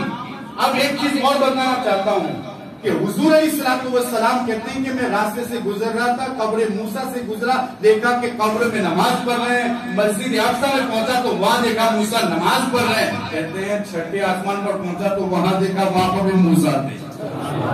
قبر میں موسیٰ، مسجد میں موسیٰ اور چھٹے آسمان پر موسیٰ. ایک بات تو یہ پتا چلی، سواری جو چاہے کتنی ہی تیز رفتار کیوں نہ ہو، نبیوں کی تیز رفتاری سے نہیں بڑھ سکتی. حضور علیہ السلام وہاں سے گزرے تھے تو قبر میں دیکھا تھا، لیکن پھر وہاں پہنچے تو دیکھا کہ موسیٰ مسجد میں ہے، اور مسجد سے جب مصطفیٰ چلے تو پھر وہاں پر موسیٰ ابھی تھے، اور جب چھٹے آسمان پر پہنچے تو دیکھا موسیٰ چھٹے آسمان پر بھی موجود ہے. میں یہ پوچھنا چاہتا ہوں، اگر موسیٰ ایک جگہ سے تیز رفتاری کے ساتھ قبر سے مسجد اقصیٰ، مسجد اقصیٰ سے چھٹے آسمان تک پہنچ سکتے ہیں، اگر ان کا عاشق اور ان کا دیوانہ مصطفیٰ کریم کو اگر بلوچ کی سرزمین سے پکارے تو پھر میرے مصطفیٰ کریم ہم پر نظر کرم کیسے نہیں فرمائے؟ نبی کریم صلی اللہ تعالیٰ علیہ وسلم کے جن کی شان یہ میرے امام کہتے ہیں، دور و نزدیک کے سننے والے ہو، گانے لالے کرامت پہ لاکھوں سلام. موسیٰ اگر قبر سے مسجد اقصیٰ سے چھٹے آسمان پر جا سکتے ہیں تو پھر مصطفیٰ کریم بھی ہماری مدد کے لیے بلوچ تک آ سکتے ہیں. اگر وہ ہم پر کرم فرمائے، ان پر لازمی نہیں ہے، ان پر ضروری بھی نہیں ہے، وہ اگر ہم پر کرم فرمائے تو پل بھر میں چاہے کہیں پر بھی ان کا امتی پکار. اسی لیے تو کہا جاتا ہے پکارو چاہے جتنی بار وہ ہر بار سنتے ہیں، پکارو چاہے جتنی بار وہ ہر بار سنتے ہیں. اور پھر یہاں پر مجھے ایک چیز اور نظر آ رہی ہے، وہ میں آپ کو بتانا چاہتا ہوں. بہت سارے لوگوں کو یہاں پر تیز رفتاری کے حوالے سے بہت سارے خدشات موجود ہیں. کہتے ہیں کہ تیز رفتاری آپ دیکھیں، اور پھر جو سفر معراج پر جو اعتراضات ہوئے نا، اگر وہ اعتراضات پڑھے نا تو یہ جتنا بڑا معجزہ ہے اتنے سارے اعتراضات بھی اس پر کیے گئے ہیں. یہ جتنا بڑا معجزہ ہے. اور پھر آپ دیکھیں یہی وجہ کہ رب تبارک و تعالیٰ نے ابتدا ہی میں کسی اور لفظ کا انتخاب نہ کیا، سبحان کا انتخاب کیا. سبحان الذی اسری بعبدہ. سب سے پہلی چیز کہ اگر کوئی شخص مصطفیٰ کریم کی ان رفعتوں اور ان تیزی کا اگر کوئی انکار کرتا ہے تو پھر اسے وہ دیکھنے کی کیا ضرورت ہے؟ آیت کریمہ میں لفظ سبحان ہی دیکھ لیں. مصطفیٰ اپنی طرف سے نہیں گئے ہیں، انہیں لے جانے والی ذات ان اللہ علی کل شیء قدیر، ہر ممکن چیز پر قادر ہے. اور وہ ذات جو کہتے سبحان یعنی پاک ہے، ہر عیب سے پاک ہے، ہر نقص سے پاک ہے. تم دوسرے سفر کو دیکھو، یہ دیکھو کہ لے جانے والی ذات کون سی ہے. اور پھر لوگوں نے یہ بھی کہا کہ یہ معراج خواب میں ہوئی. یہاں پر بھی بہت سارے اعتراضات ہوئے کہ یہ خواب میں ہوئی، اور پھر ہمارے علماء نے اس کے تعلق سے جوابات بھی دیے. اگر خواب میں ہوئی ہے تو پھر اس طرح شور و غوغا کرنے کی ضرورت کیا ہے؟ خواب میں تو بہت کچھ کیا جا سکتا ہے. کوئی شخص بھی خواب دیکھ سکتا ہے میں آنکھ پر چل رہا تھا، تو آپ کیا کریں گے؟ کیا کام کر دیے، کیا کام کر دیے، ایسا کریں گے؟ اس میں تعجب کی کیا ضرورت؟ وہ تو اس نے خواب میں دیکھا نا، اس نے خواب میں آدمی کچھ بھی کر سکتا ہے. لیکن میرے مصطفیٰ کریم کی جو معراج ہوئی اور جو دیدار الہی نصیب ہوا وہ جاگتے کی آنکھوں میں دیدار نصیب ہوا. اور یہی وجہ ہے کہ کفار مکہ نے اتنا شور و غوغا کیا تھا، اتنا شور و غوغا کیا تھا اس کے حوالے سے. اور اگر وہ اس خواب کو دیکھتے اور پھر اس کیا کہتے ہیں اگر اس خواب کو بیان کیا جاتا تو پھر کون شور و غوغا کرتا؟ ٹھیک ہے آپ نے خواب دیکھا ہے تو بالکل صحیح ہے، ہو سکتا ہے خواب میں، لیکن انہوں نے جو اعتراضات کیے تھے اس سے پتا چلتا ہے کہ انہوں نے یہ سمجھ لیا تھا یہ خواب کی بات نہیں ہے، اپنے ماتھے کی آنکھ کی دیدار کی بات ہے. اور یہی وجہ کہ رب قدیر نے بعبدہ کا لفظ استعمال فرمایا. اور پھر اس میں بھی بہت سارے اسرار و رموز ہے. کہتے ہیں کہ بعبدہ کہنے کا مطلب ہی یہی ہے کہ وہاں صرف روح نہیں گئی تھی، مصطفیٰ کریم کا جسم اطہر بھی وہاں پر پہنچا تھا. اس لیے کہ جہاں پر بھی عبد کا اطلاق ہوتا ہے وہاں پر اگر دیکھا جائے تو روح اور جسم دونوں کے ساتھ لفظ عبد کا اطلاق ہوتا ہے. اسی لیے کہا گیا ہے کہ بعبدہ. اور پھر بات آتی ہے سرعت اور تیزی پر، تو وہاں پر ایک اعتراض یہ بھی ہوتا ہے کہ ہواؤں سے بھی اوپر ایک ہوتا ہے طبقہ زمہریر اور ایک ہوتا ہے طبقہ نار. یہ بات میں آپ کی سمجھ کے حوالے کرنا چاہتا ہوں، ذرا توجہ سے سنیں. یہاں پر بھی ایک اعتراض ہوتا ہے، کہا کہ اگر وہ گئے وہاں پر تو ایک طبقہ آتا ہے طبقہ زمہریر. طبقہ زمہریر کا مطلب ہوتا ہے اتنا ٹھنڈا وہاں پر موسم رہتا ہے، یعنی اتنی ٹھنڈک رہتی ہے وہاں پر کہ وہاں پر دوران خون بھی بند ہو جاتا ہے. وہاں پر کیا ہوتا ہے؟ دوران خون، یعنی یہ جو خون جو ادھر ادھر ہوتا ہے نا وہ سب جم جاتا ہے. جیسے آج آپ دیکھیں ٹھنڈے ممالک میں وہاں پر برف بھی جم جاتی ہے، اگر پانی گرے، پانی کوئی پھینکے تو پھر وہ اوپر ہی اوپر برف جم جاتا ہے، یہ حالت ہوتی ہے وہاں پر. تو طبقہ زمہریر اور ایک ہوتا ہے طبقہ نار. تو طبقہ زمہریر سے وہ کیسے گزرے اور طبقہ نار سے وہ کیسے گزرے؟ تو پھر ہمارے بزرگان دین نے یہاں پر بھی آسان لفظوں میں ان کو سمجھانے کی کوشش کی جو اس کے منکر ہیں. تو کہتے ہیں یہ ایک ایسا طبقہ ہے جہاں سے تو کوئی گزر ہی نہیں سکتا، ایسا طبقہ ہے طبقہ زمہریر. تو ہمارے بزرگان دین فرماتے ہیں کہ اگر تم یہی کہتے ہو تو سنو، آپ نے کبھی بچپن میں دیکھا ہوگا کہ موم بتی جلتی ہو تو اس وقت بچہ کبھی کیا کرتا ہے؟ جب شمع جلتی ہے تو کیا کرتا ہے؟ اندر سے کیا کرتا ہے؟ ہاتھ لے جاتا ہے کہ ہاتھ یا انگلی کو وہ آگ جلاتی ہے؟ جلاتی ہے؟ نہیں جلاتی. جلاتی ہے؟ یا پھر آپ دیکھیں ٹھنڈیوں کے موسم میں اگر وہاں پر ہم تاپنے کے لیے بیٹھے ہوں، وہاں پر ہم کبھی پیر لے جاتے ہیں تاکہ وہاں گرماہٹ محسوس ہو، وہاں پر کوئی چیز ہمیں جلاتی ہے؟ نہیں جلاتی. کیوں؟ گئے ہاتھ لے گئے، ہاتھ واپس لائے. ہمارے بزرگان دین نے سمجھانے کی کوشش کی. تو پھر انہوں نے اعتراض کیا اس پر کہ یہ تو وہاں پر حالت یہ تھی کہ آگ کو جلانے کا موقع ہی نہیں ملا. آگ کو جلانے کا موقع ہی نہیں ملا. شمع جل رہی ہے، ہم نے انگلی رکھی، لے گئے، لائے، تو آگ کو جلانے کا موقع ہی نہیں ملا. تو کہا یہی بات تو ہم تمہیں سمجھانا چاہتے ہیں، وہاں پر بھی آگ کو جلانے کا موقع ہی نہیں ملا. اب میں آپ کو بتاؤں امام اہل سنت نے اس پر کتنی بڑی بات کی ہے. اپنی کتاب لکھی ہو علم غیب کے حوالے سے الدولۃ المکیہ فی مادۃ الغیبیہ، کہتے ہیں کہ اس میں یہ فی مادۃ الغیبیہ یہ جو کتاب لکھی ہے اس میں شراحت کی ہے کہ تم یہ جاننا چاہتے ہو کہ حضور کیسے آئے اور کیسے، تم یہاں پر یہ کہتے ہو کہ وہاں پر آگ کو موقع ہی نہ ملا. تو پھر آؤ میں تمہیں سمجھانا چاہتا ہوں. کہتے ہیں حضور علیہ الصلوۃ والسلام پہلے آسمان پہنچے تو اس کی جو مسافت تھی وہ کتنی تھی؟ 500 سال. کتنی 500 سال. پھر اسی آسمان کی موٹائی وہ بھی 500 سال. صرف آسمان کی موٹائی کتنی؟ تو ایک آسمان تک کی کتنی ہوئی؟ 1000. پھر دوسرے کتنی ہوئی؟ پھر کتنے آسمان ہیں؟ 7 آسمان. ذرا دیکھیں انہوں نے جو لکھا ہے اس کو میں نوٹ کر کے لا صرف سمجھانے کے لیے. ہمارے بزرگان دین نے کہاں کہاں ہماری رہنمائی کی ہے. کہتے ہیں تم یہ کہتے ہو کہ طبقہ زمری اور طبقہ نار سے حضور کیسے گزرے، اور میں تمہیں بتاتا ہوں کہ تم یہ کہتے ہو کہ یہاں پر آپ کو اتنا موقع ہی نہیں ملا کہ وہ ان کی انگلی کو جلائے. تو ہم یہ کہتے ہیں کہ ذرا مصطفیٰ کریم کی تیزی کو بھی دیکھ لیں. آپ نے سنا ہوگا حضور علیہ الصلوۃ والسلام کی جو معراج تھی اس وقت کی کیفیت کیا تھی؟ کہاں بستر بھی رہا گرم اور کنڈیل بھی ہلتی رہی. بلکہ بتایا جاتا ہے حضور علیہ الصلوۃ والسلام جا رہے تھے اور جس درخت کی ٹہنی کے ساتھ امامہ لگا اور پھر جب امامہ وہاں سے چھوٹا اور وہ ٹہنی ہل رہی تھی، حضور جب واپس آئے تو ابھی بھی وہ ٹہنی ہل رہی تھی.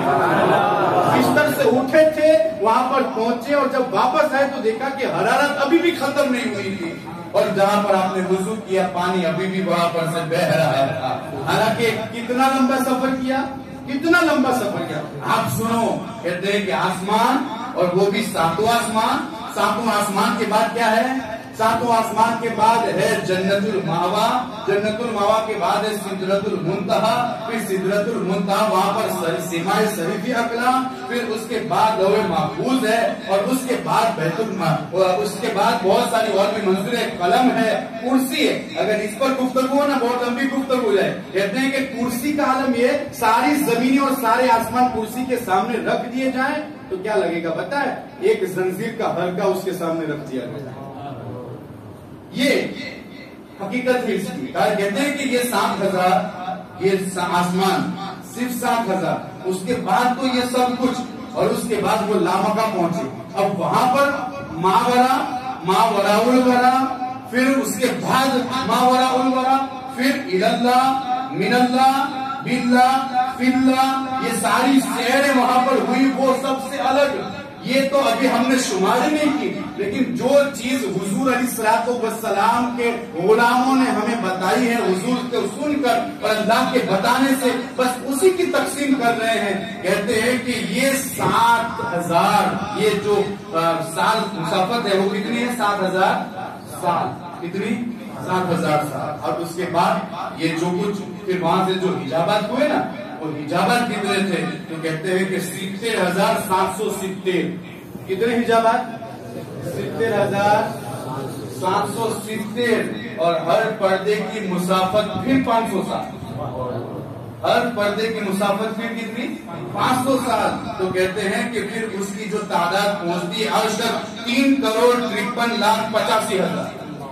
کہتے ہیں کتنی؟ 3,53,85,000 اور 60,000 ملاؤ تو 92,000 تک پہنچ جاتی ہے. 3,53,92,000. اور یہ تو صرف ایک طرف کی. تو گئے تو صرف وہاں تھوڑی رہے, جانے کے بعد واپس بھی آئے. تو اب دونوں کو ملاؤ تو کتنا؟ کہتے ہیں 7,88,04,000. کتنے سال ہوئے؟ کتنے سال؟ یہ سال ہے, سیکنڈ نہیں. یہ بھی یاد رکھے, یہ کیا ہے؟ سال ہے, یہ سیکنڈ بھی نہیں ہے. تو کہتے ہیں کہ یہ سال ہے, سیکنڈ نہیں ہے. تو کہتے ہیں کہ حضور علیہ السلام نے چند ساعت میں اتنا لمبا سفر کیا. اور کتنی ساعت میں؟ کہتے ہیں کہ 4 ساعت میں. کتنے؟ 4 ساعت میں. اور ان سالوں کو اگر 4 پر ہم تقسیم کرتے ہیں تو کہتے ہیں کہ 1 سیکنڈ ہے. حضور علیہ السلام نے معراج 1 سیکنڈ میں 7,211 برس سے بھی زائد کا سفر کیا. 1 سیکنڈ میں کتنے؟ 1 سیکنڈ میں کتنا؟ کیا کہتے ہیں 7,211 سال سے بھی زائد کا سفر 1 سیکنڈ میں کیا. تو کہتے ہیں جب تمہیں وہاں پر یہ نظر آتا ہے کہ وہاں پر آگ کو موقع ہی نہیں ملا کہ پھر اس کو جلا سکے, تو پھر یہاں پر اس کو کتنا موقع ملا کہ حضور کو جلا سکے. اور یہ تو صرف تجھے سمجھانے کے لیے ہے اور تجھے بتانے کے لیے ہے, ورنہ ہماری تو حالت یہ کہ ہم عشق کے بندے ہیں, کیوں بات بڑھائی ہے. یہ تو صرف تیرے لیے اعتراض کا جواب تھا, ورنہ ہماری تو حالت یہ ہے کہ اگر ہم دیکھیں تو مصطفیٰ کریم علیہ السلام جب اس طبقے سے گزرے ہوں گے تو پھر رب تبارک و تعالیٰ نے بھی خطاب فرمایا ہوگا کہ طبقہ زمہریر اور طبقہ نار کے محبوب تم اس سے جلد گزر جاؤ تاکہ پھر یہ سرد نہ ہو جائے. اس لیے کہ اگر یہ سرد ہو گیا تو پھر سارا نظام عالم یہ درہم برہم ہو جائے گا. اور پھر کیوں نہ ہو کہ مصطفیٰ کریم علیہ السلام کی ذات تو ذات ہے, اگر جہنم کی آگ میں بھی حضور کا نام لیا جائے تو وہ بھی ٹھنڈی ہو جائے.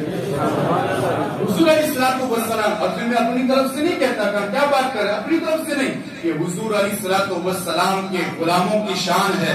جب گزریں گے پل صراط سے تو کچھ بندے کیسے ہوں گے جو با اختصاص بندے ہوں گے, جو اللہ کے ولی اور مقرب بندے ہوں گے. کہتے ہیں وہ وجد کرتے ہوئے گزریں گے.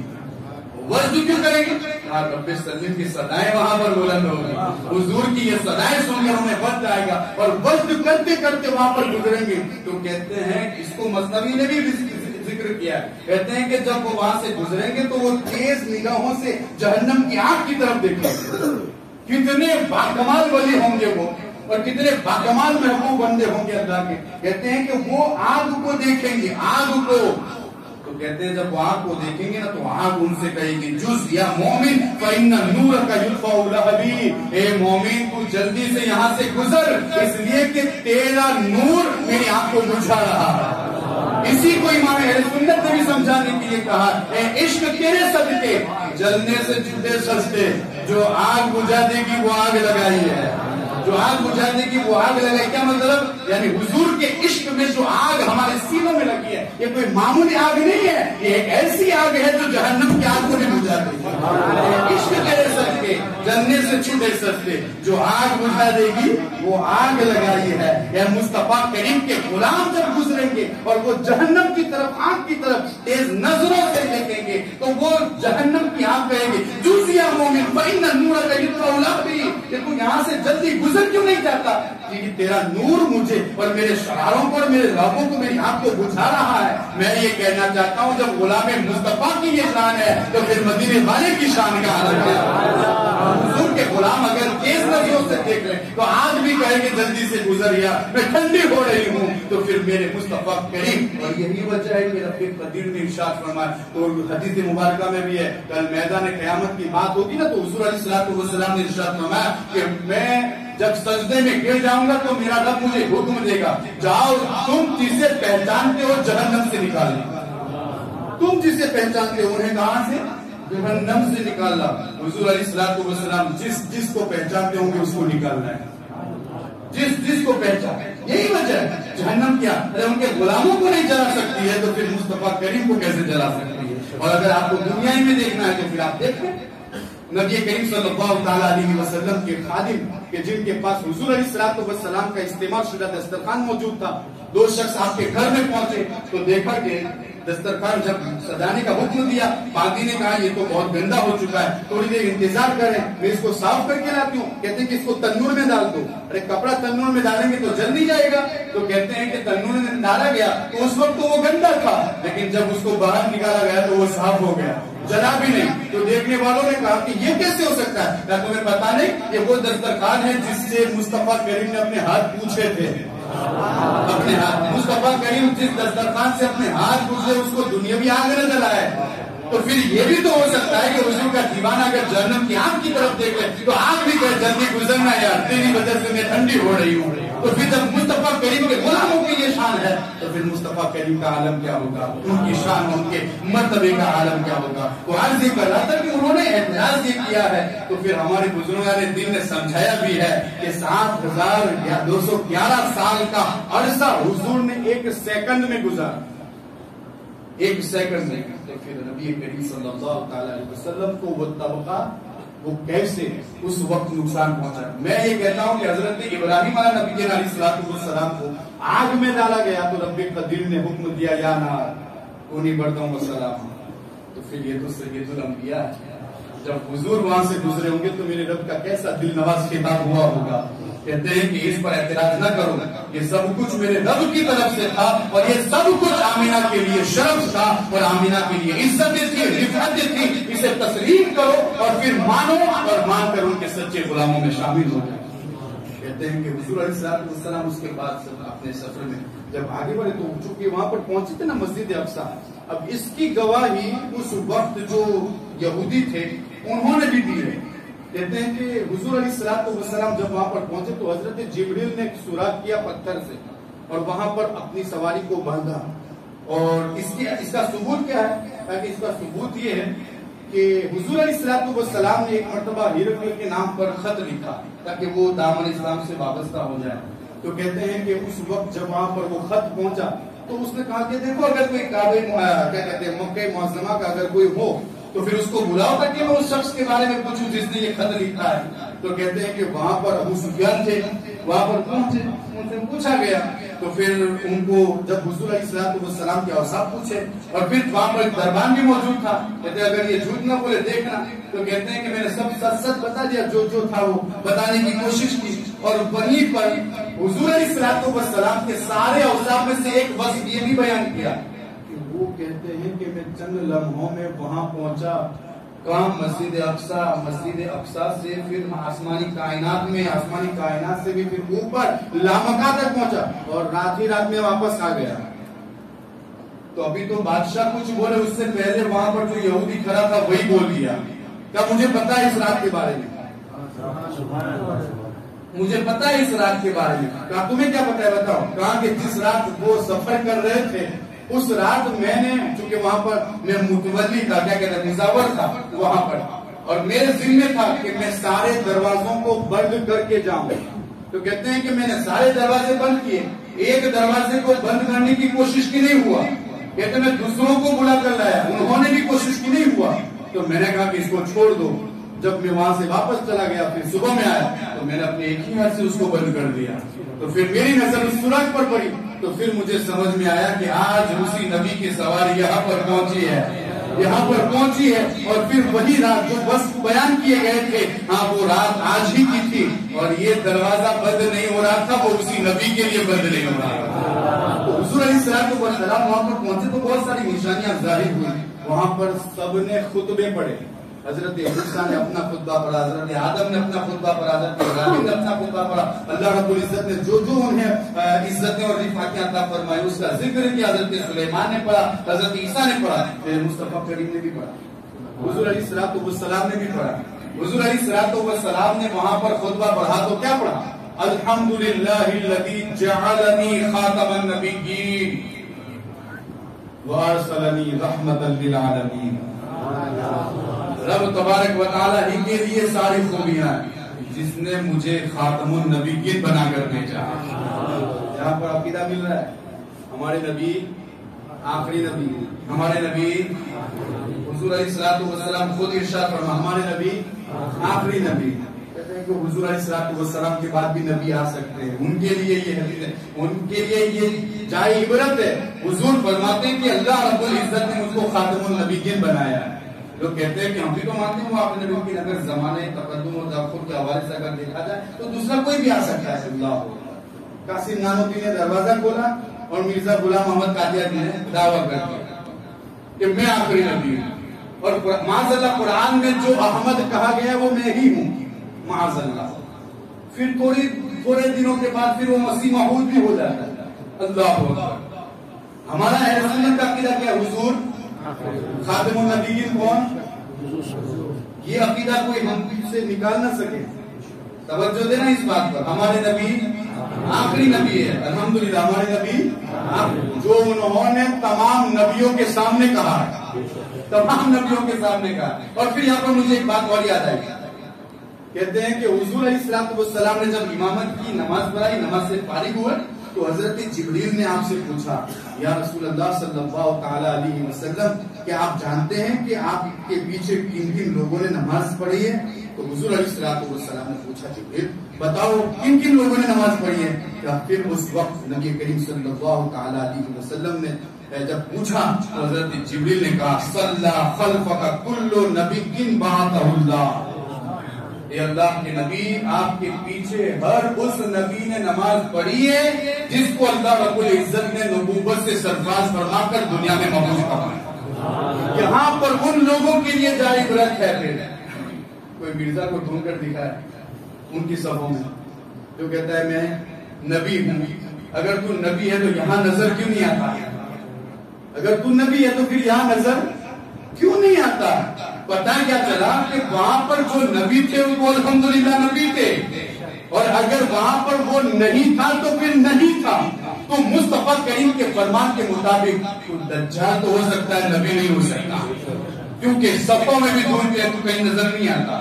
تو وہاں پر جتنے بھی تھے, کیونکہ حضور جس وقت آپ نے یہ سفر کیا اور جب امامت کی اس کی 13 صدیوں کے بعد تو یہ پیدا ہوا. کتنے 1300 سال کے بعد تو یہ پیدا ہوا. پتا کیا چلا؟ تو نبی نہیں ہے, تو جھوٹا ہے اور تو دجال ہے. اور پھر اس نے آگے بڑھے, وہ اپڈیٹ کہتے ہیں نا, اپڈیٹ آتا ہے موبائل کا, ویسے ہی اس نے پھر نبوت کے دعوے سے پھر اوپر جا کے اس کا میں مسیح موعود ہوں. مسیح موعود حضرت عیسیٰ کے حوالے سے اس نے دعویٰ کیا میں عیسیٰ ہوں اور پھر میں دجال کو قتل کروں گا. یہ چیز جو بتائی گئی ہے اس کے حوالے سے کہا, اگر کوئی کہہ دے کہ میں عیسیٰ ہوں تو اس کا مطلب یہ کہ حضرت عیسیٰ نے جو کہا میں دجال کو قتل کروں گا, گویا کہ تو وہی کہنا چاہتا ہے کہ میں دجال کو قتل کروں گا. کہتے ہیں حضور علیہ الصلوۃ والسلام جب آسمانوں پر پہنچے نا تو پھر آپ نے حضرت موسیٰ سے ملاقات, حضرت عیسیٰ سے ملاقات کی. حضرت عیسیٰ سے جب دوسرے آسمان پر ملاقات ہوئی تو حضرت عیسیٰ نے بات چیت کی اور کہا کہ میں آخر میں مبعوث ہوں گا. اور حضرت عیسیٰ آئیں گے نا, حضرت عیسیٰ آئیں گے, آنے کے حضور علیہ الصلوۃ والسلام کی شریعت ہی پر آئیں گے قرب قیامت میں آئیں گے. قیامت جب قریب ہوگی تو وہ آئیں گے. آنے کے بعد وہ دجال کو قتل کریں گے. اس کے ساتھ مل کر امام مہدی سے مل کر. کس سے؟ امام مہدی سے مل کر. حضرت عیسیٰ نے تو حضور علیہ الصلوۃ والسلام کو اسی وقت بتایا تھا کہ میں آؤں گا, اور تو 1300 صدیوں کے بعد بولتا ہے کہ میں قتل کروں گا. حضرت عیسیٰ نے تو بہت پہلے بتایا تھا. پتا کیا چلا تو جھوٹا ہے, تو کیا ہے جھوٹ ہے. اور دوسری چیز لوگ کہتے ہیں امام مہدی آ گئے. حضرت عیسیٰ کی اس بات سے پتا چلتا ہے کہ امام مہدی ابھی آئے نہیں, وہ قرب قیامت میں آئیں گے اور ان سے مل کر وہ دجال کا خاتمہ کریں گے. بات سمجھ میں آ رہی؟ یہ چیز ہے. عقیدے کو سنبھالنے کی کوشش کریں, اپنے عقیدے کو سنبھالیں. حضور علیہ الصلوۃ والسلام آخری نبی ہے. اور پھر آپ دیکھ چکے باتیں لمبی ہو رہی ہیں, گفتگو بڑی ہو رہی ہے. نبی کریم صلی اللہ تعالی علیہ وسلم کے اس سفر میں رب تبارک و تعالیٰ نے آپ کو بڑی نعمتیں عطا فرمائی. پھر آپ پہنچے بیت المعمور.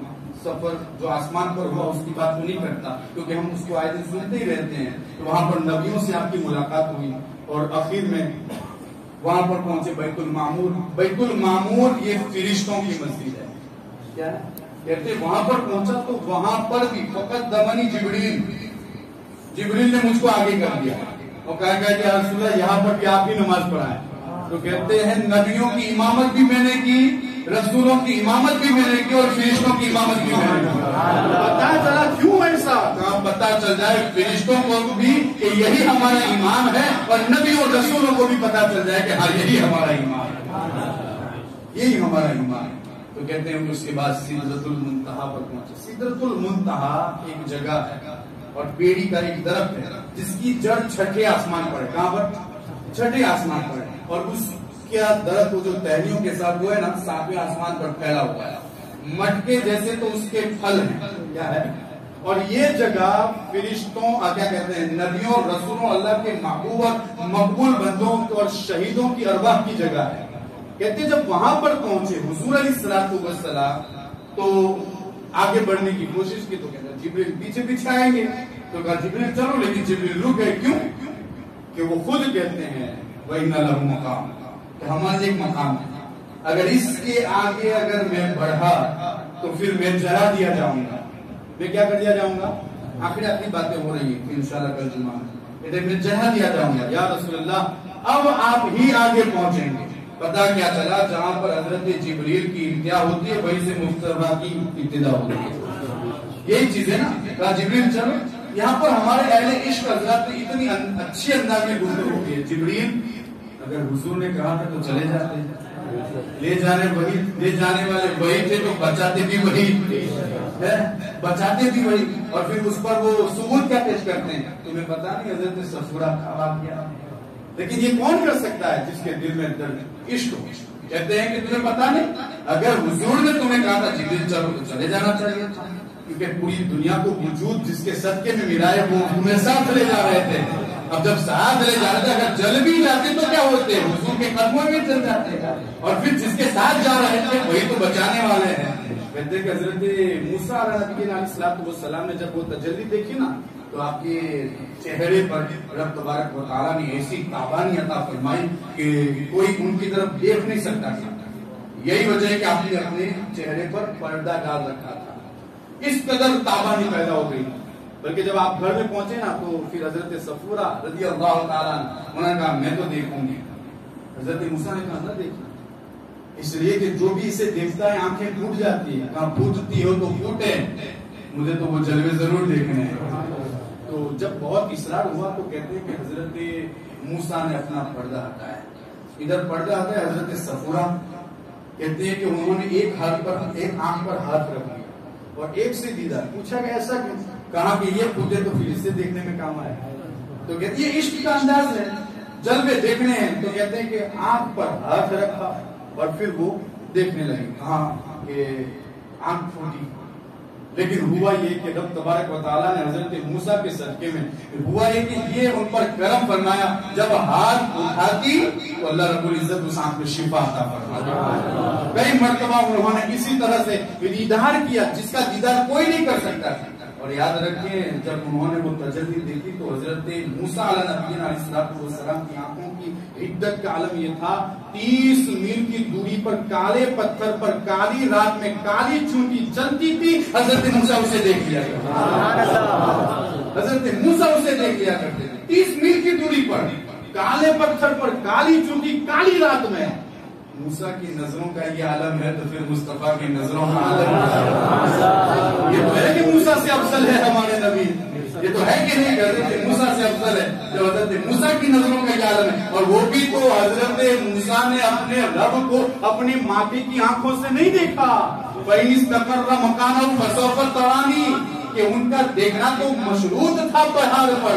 کہتے ہیں کہ پہاڑ اگر ریزہ ریزہ نہیں ہوتا تو دیکھ لو گے، لیکن صرف کہتے ہیں کہ سوئی کے ناکے کے برابر، سوئی کا نوک جو ہوتا ہے نا اس کے برابر تجلی رب تبارک و تعالیٰ نے دائی فخر موسیٰ صعیدا، حضرت موسیٰ زمین پر گرا۔ ارے وہ موسیٰ جو صرف رب کے جلووں کی ایک جھلک دیکھ لے، آنکھ میں اتنی حدت پیش آ جائے، تو پھر مصطفیٰ کریم نے تو ماتھے کی آنکھ سے اپنے رب کو دیکھا، اور کیسا دیکھا؟ فَكَانَ قَابَ قَوْسَيْنِ أَوْ أَدْنَىٰ، اتنی قربت سے دیکھا۔ قرآن کہتا ہے، قرآن نے پورا انداز بیان کیا ہے، مَا زَاغَ الْبَصَرُ वमा तगा, जब देखने में आए तो क्या हुआ? कहते हैं न आंख फिरी, न आंख हद से बड़ी, न इधर हुई न उधर हुई, न बस तब तक की बांध के अपने रब के जलवों को देखती रही। कितनी करीब से देखी, कहा फकाना काबा कौसैन, गया कि कमान की दो जगह जो है और उसका जो फासला है बस उतना ही फासला रब और महबूब के दरमियान बच गया था। और कहते हैं कि इससे भी कम और अदना अपने रब को देखा। जब मूसा इस अंदाज से देखें तो हिद्दत नजरों की ये हो कि काली रात में 30 मील की दूरी पर काले पत्थर पर काली चूटी को देख रहे हो। जब मूसा की नजरों का ये आलम है तो जिसने माथे की आंख से अपने रब हकीकी को देखा उसका आलम क्या होगा? मुस्तफा करीम की नजरों का आलम क्या होगा?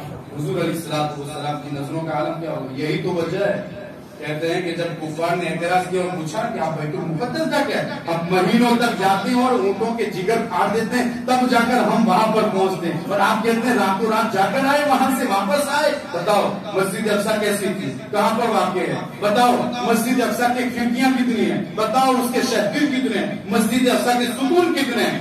सब सारे हुजूर अलैहिस्सलातु वस्सलाम सुकून देखने गए थे, हुजूर अलैहिस्सलातु वस्सलाम शहर देखने गए थे, हुजूर अलैहिस्सलातु वस्सलाम क्या देखने गए थे? कहते हैं कि जब उन्होंने सवाल पूछे ना हुजूर कुछ गमगीन हुए, इधर मेरे रब ने सारे पर्दे हटा दिए, हजरत मुस्तफा करीम की निगाहों के सामने बैतुल मक़दिस को कर दिया। ये रिवायत में आता है और ये रिवायत हदीस मुबारका है। इधर कुफार एतराज कर रहे थे, सवाल कर रहे थे, उधर मुस्तफा बैतुल मुक़द्दस को देखकर जवाब आ दिया। आखिर में वो कहने लगे तो बिल्कुल सही तरीके हम मानने वाले ये हकीकत। और क्यों लाऊं? हिदायत मेरे रब के हाथ में, हिदायत मेरे रब के हाथ में, वो क्या कर सकता है? ये सब कुछ उन्होंने सही जवाब दिया, लेकिन ये नहीं मानते कि इतने कम वक्त में आप वहां से यहाँ तक वापस आ गए। ये हकीकत है। तो कहते हैं कि हुजूर अलैहिस्सलातु वस्सलाम को भी जो नजरें अता फरमाई थी अल्लाह रब्बुल इज्जत ने, इसलिए तो उन्होंने कहा था मैं बैठा तो जमीन पर हूँ लेकिन हौज़े कौसर को भी देख रहा हूँ। और फिर मुझे वो हदीस फिर याद आ रही है। कहते हैं कि हुजूर अलैहिस्सलातु वस्सलाम नमाज पढ़ा रहे थे, एक कदम आगे बढ़े, अपने हाथ को उठाया, वापस आए। सहाबाए किराम ने पूछा या रसूल अल्लाह ये क्या है कि आपने आज क़ियाम पे मामूल, क्या नमाज का तरीका बदल गया है कि आपने नमाज में अपने हाथ को बढ़ाया फिर वापस?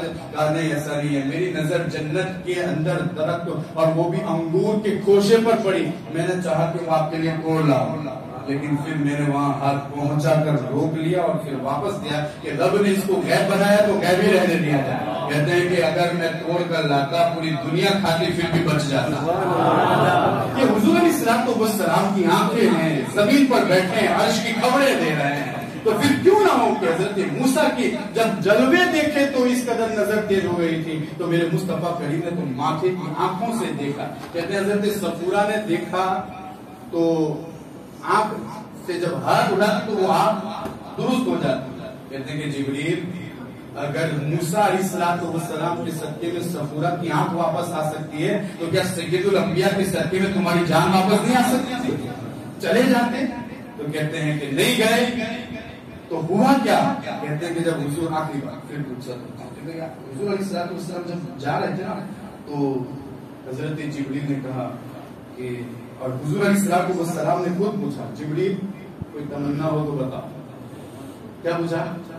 कोई तमन्ना हो तो बताओ। इस तमन्ना को बहुत सारे लोगों ने लिखा है और देखें जरा तवज्जो दें। कहते हैं कि अगर कोई तमन्ना हो तो बताओ। अब यहाँ पर तमन्ना हुजूर नबी करीम सल्लल्लाहु अलैहि वसल्लम ने हज़रत जिब्रील से ये हाजत क्यों पूछी? तुम्हारी कोई हाजत क्यों पूछा? बताओ। बताना ये मकसूद है जिब्रील, नबियों वो और नबी होंगे जिनके बारे में पहुंचकर, जिनके बारगाह में पहुंचकर तुमने पूछा हल का हाजा, आज सय्यदुल अंबिया तुमसे पूछ रहा है तुम्हारी कोई हाजत हो तो बताओ। इसलिए कि रब तबारक व तआला ने पूरी कायनात का मुश्किल कुशा अगर बनाया है तो मुझे बनाया।